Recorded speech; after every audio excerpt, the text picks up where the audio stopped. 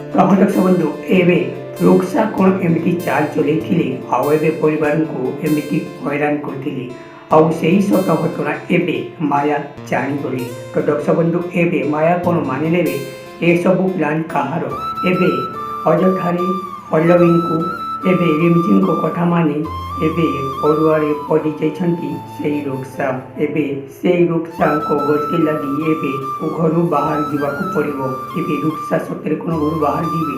ହଁ ଦକ୍ଷ ବନ୍ଧୁ ଏବେ ରୁକ୍ସା ପଡ଼ିଯାଇଛନ୍ତି ଅଡ଼ୁଆରେ ଆଉ ଏବେ ଯାହା ସବୁ ଦୋଷ ପଲ୍ଲବୀଙ୍କ ଉପରେ ଲଦି ଦେଇଥିଲେ ସେଇଟା ସତ ଜାଣିଗଲେ ଆଉ ଏବେ ମାୟା ତାଙ୍କୁ ୱାର୍ଣ୍ଣିଂ ଦେଲେ ଆଉ ଏସବୁ ପ୍ରମାଣ ନ କରିବା ପାଇଁ କିଏ କରିଛି। କିନ୍ତୁ ଏବେ ରୁକ୍ସା ମୋତେ ପାର୍ଲର ଯିବାକୁ କହି ବାହାନାରେ ସେ ଚାଲି ଯାଉଥିଲେ କିନ୍ତୁ ଏବେ ପଲ୍ଲବୀ ତାଙ୍କ ହାତ ଖିଚି ଆଣିଲେ ଆଉ ଏବେ ମାୟାଙ୍କ ଆଗରେ କରିକି କହିଛି ତୁ ନା ମୁଁ ଏପରି କହିଲେ କିନ୍ତୁ ସବୁ ସତ କଥା ଏବେ ପଲ୍ଲବୀ କହିଦେଇଛନ୍ତି। କିନ୍ତୁ ମାୟା ବହୁତ ରାଗିଲେ ଆଉ ରୁକ୍ସାକୁ ଏମିତି ରୁକ୍ସା କହିଲେ ତୁମେ ମୋତେ ଚାପୁଡ଼ା ମାରି କିଛି ଭଲ କରିନାହିଁ ଆଣ୍ଟି, ତାହାର ଜବାବ ମୁଁ ଭଲ ଭାବେ ଦେବି।